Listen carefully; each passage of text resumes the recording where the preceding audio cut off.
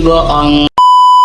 Aku hanya memikirkan satu peraturan penting. Kenapa kau lakukan hari ini kalau kau bisa melakukannya besok? Hahaha. Few moments later.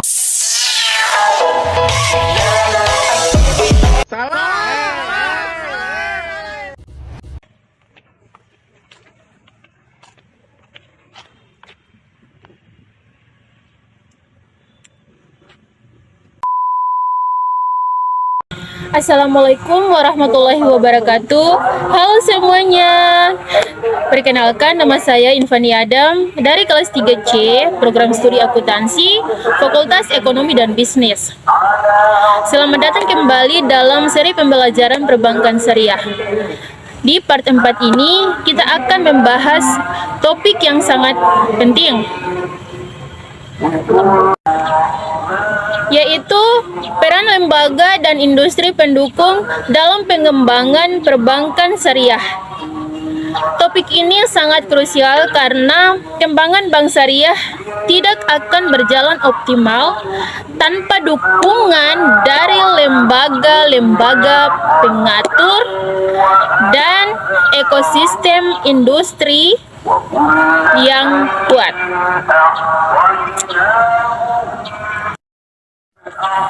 Nah, teman-teman, pada pembahasan pertama tentang urgensi ekosistem pendukung.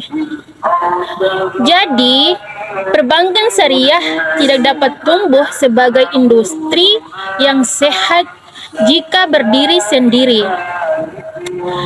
Ia membutuhkan ekosistem yang paling terintegrasi dan mendukung. Nah, sini ada 3 alasan utama mengapa ekosistem pendukung ini sangat penting. Nah, yang pertama, menjamin kepatuhan terhadap prinsip syariah. Produk dan layanan bank syariah harus mengikuti syariah, karena dibutuhkan lembaga yang mengawasi, memberikan fatwa, dan memastikan seluruh transaksi berjalan sesuai ketentuan. Yang kedua, membangun kepercayaan masyarakat. Semakin kuat lembaga pengawas, semakin tinggi tingkat kepercayaan masyarakat terhadap bank syariah. Yang ketiga, mendorong inovasi dan perkembangan industri.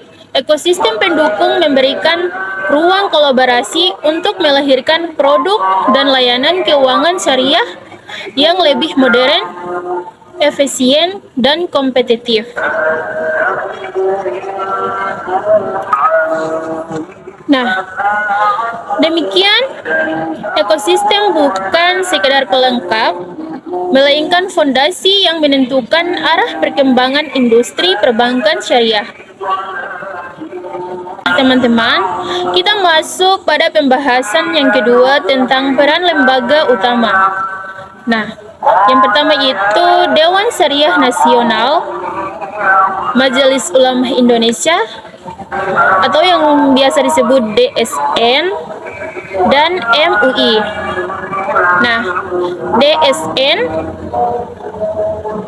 dan MUI adalah lembaga yang memberikan fatwa syariah untuk seluruh produk dan aktivitas keuangan syariah di Indonesia.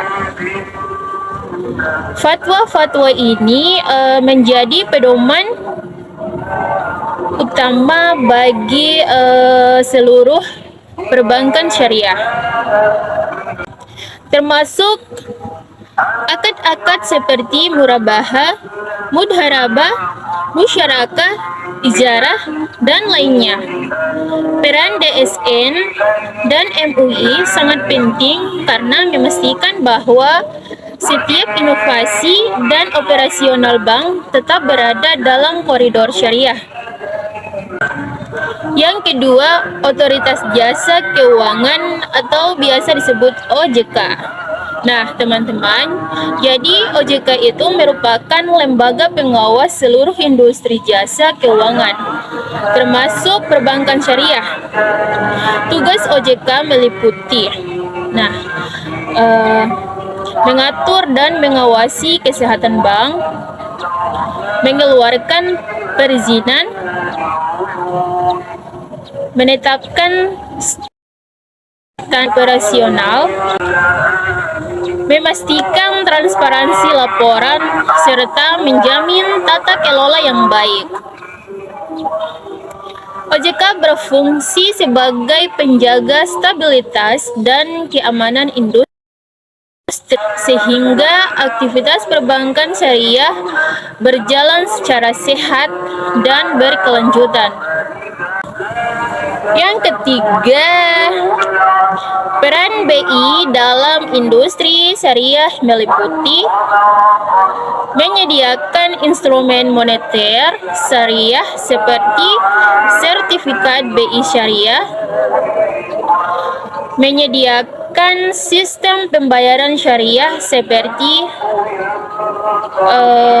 kios syariah, serta mendukung program literasi dan edukasi melalui berbagai gerakan ekonomi syariah. Dengan dukungan BI, sistem pembayaran dan kebijakan moneter syariah dapat berjalan dengan stabil dan efisien. Nah, yang keempat, Komite Nasional Ekonomi dan Keuangan Syariah atau yang disebut KNEKS.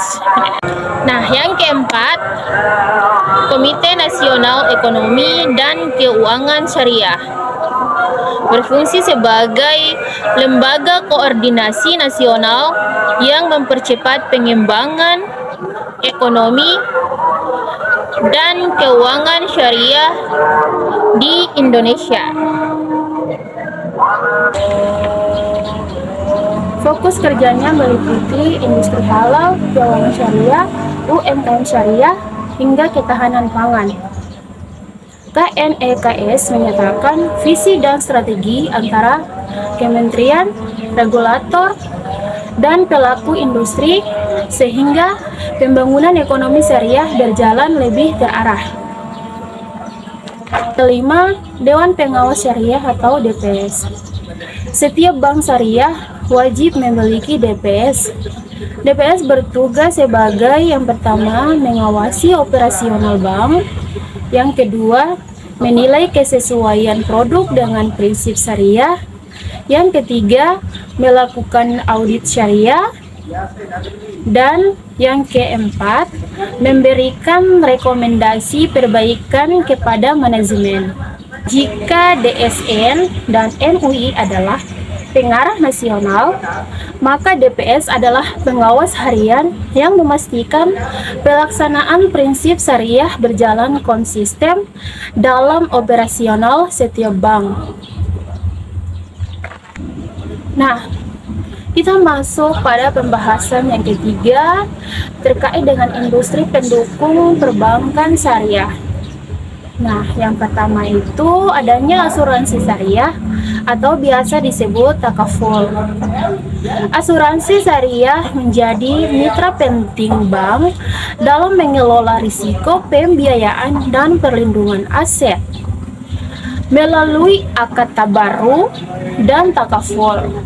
Sistem perlindungan dapat berjalan tanpa mengandung unsur riba maupun gharar. Yang kedua, pasar modal syariah. Pasar modal syariah menyediakan instrumen seperti sukuk, saham syariah, dan reksadana syariah. Instrumen-instrumen ini membantu bank melakukan diversifikasi investasi, memperkuat permodalan, dan memperluas sumber pendanaan. Yang ketiga, fintech syariah. Fintech syariah berperan besar dalam menghadirkan layanan digital yang cepat, mudah, dan sesuai syariah. Contoh inovasinya adalah digital banking syariah, crowdfunding syariah, platform digital wakaf, dan layanan pembayaran berbasis kios syariah. Fintech memberikan akselerasi besar dalam akses keuangan syariah, terutama bagi generasi muda dan wilayah yang sulit dijangkau bank. Yang keempat, lembaga keuangan mikro syariah (BMT) dan lembaga Giswaf. BMT, Koperasi Syariah, dan lembaga zakat wakaf memiliki peran penting dalam pemberdayaan ekonomi masyarakat kecil. Mereka menjadi jembatan literasi syariah dan menyediakan pembiayaan mikro yang sesuai kebutuhan masyarakat.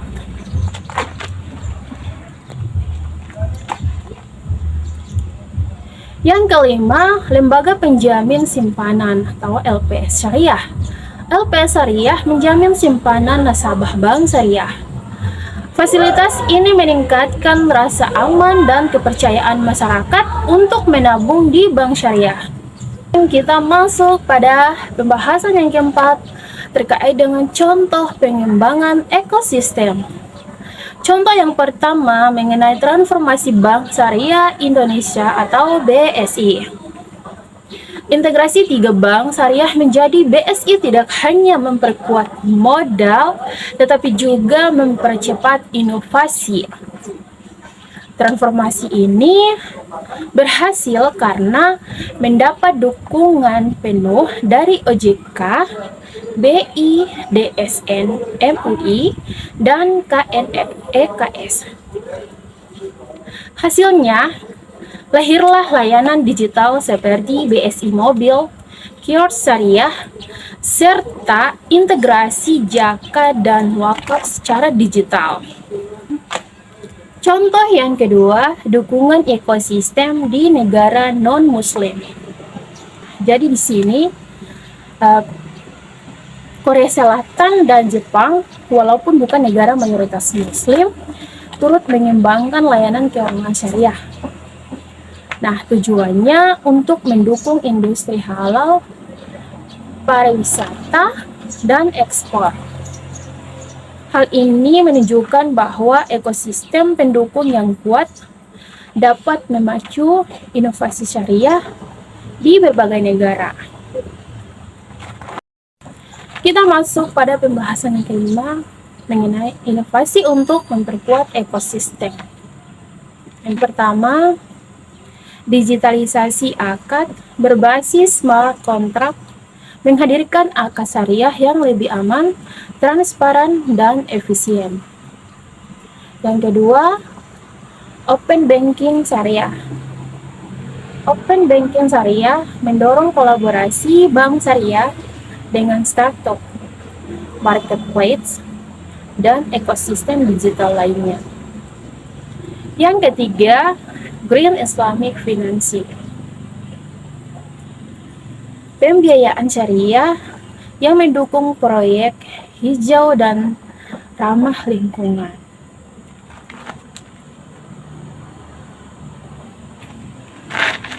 Yang keempat, integrasi zakat, infak, sedekah, dan wakaf melalui perbankan mengoptimalkan penggunaan dana sosial untuk pemberdayaan UMKM dan ekonomi masyarakat.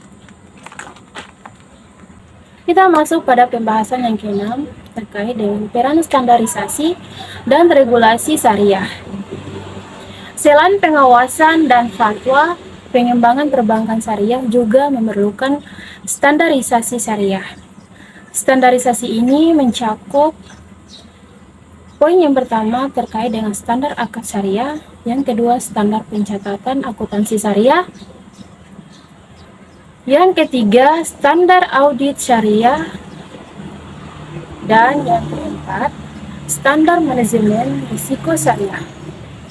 Perbankan syariah di Indonesia berjalan seragam, konsisten, dan dapat dipertanggungjawabkan baik kepada regulator maupun kepada masyarakat.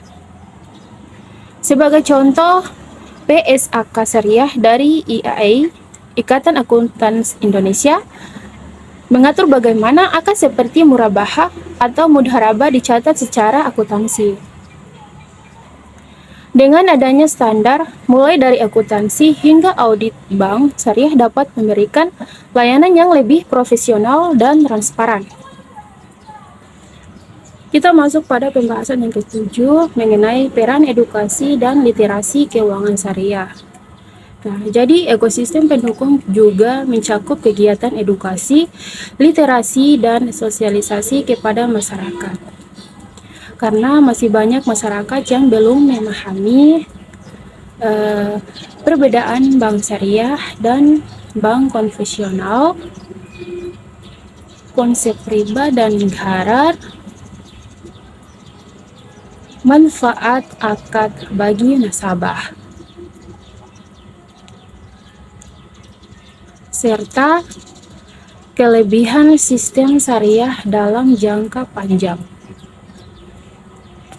Regulator, kampus, lembaga pendidikan, komunitas, dan industri perlu bekerja sama meningkatkan literasi keuangan syariah agar masyarakat mampu memilih produk keuangan dengan benar dan tidak terjebak misinformasi. Nah, kita masuk pada pembahasan yang selanjutnya mengenai peran kolaborasi antara lembaga syariah. Pengembangan perbankan syariah tidak bisa berjalan tanpa kolaborasi antara lembaga. Sekarang program-program kolaboratif semakin banyak, seperti kerjasama antara Bank Syariah dan BMT untuk menyalurkan pembiayaan mikro.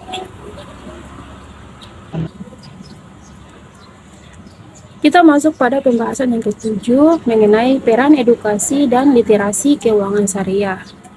Nah, jadi ekosistem pendukung juga mencakup kegiatan edukasi, literasi, dan sosialisasi kepada masyarakat. Karena masih banyak masyarakat yang belum memahami perbedaan bank syariah dan bank konvensional, konsep riba dan gharar, manfaat akad bagi nasabah, serta kelebihan sistem syariah dalam jangka panjang. Regulator, kampus, lembaga pendidikan, komunitas, dan industri perlu bekerja sama meningkatkan literasi keuangan syariah agar masyarakat mampu memilih produk keuangan dengan benar dan tidak terjebak misinformasi. Pada pembahasan yang selanjutnya mengenai peran kolaborasi antara lembaga syariah. Pengembangan perbankan syariah tidak bisa berjalan tanpa kolaborasi antara lembaga. Sekarang program-program kolaboratif semakin banyak, seperti kerjasama antara Bank Syariah dan BMT untuk menyalurkan pembiayaan mikro. Kerjasama antara bank dan lembaga zakat untuk pendampingan UMKM, sinergi antara fintech syariah dan marketplace halal, serta kolaborasi antara bank dan pemerintah daerah dalam menyediakan layanan keuangan syariah untuk masyarakat lokal. Kolaborasi seperti ini memperluas jangkauan bank syariah dan mempercepat penetrasi layanan syariah di berbagai lapisan masyarakat. Selanjutnya, pada pembahasan mengenai peran audit syariah internal dan eksternal. Selain diawasi regulator, Bank Syariah juga menjalani audit syariah yang dilakukan secara rutin baik oleh auditor internal maupun lembaga eksternal. Audit ini bertujuan untuk yang pertama memeriksa apakah operasional bank telah sesuai syariah, yang kedua mengevaluasi risiko syariah, yang ketiga memberikan rekomendasi perbaikan untuk memastikan kepatuhan. Audit syariah adalah proses yang memastikan bank syariah tetap menjaga integritas dan amanahnya. Kita masuk pada pembahasan yang selanjutnya lagi terkait dengan tantangan dan arah masa depan ekosistem syariah. Untuk memperkuat perkembangan industri, ada beberapa tantangan yang perlu dihadapi. Nah, yang pertama masih terbatasnya produk inovasi syariah. Kompetisi kuat dengan bank konvensional, rendahnya literasi keuangan syariah di masyarakat, serta masih perlunya penyempurnaan standar operasional dan regulasi. Arah masa depan perbankan syariah meliputi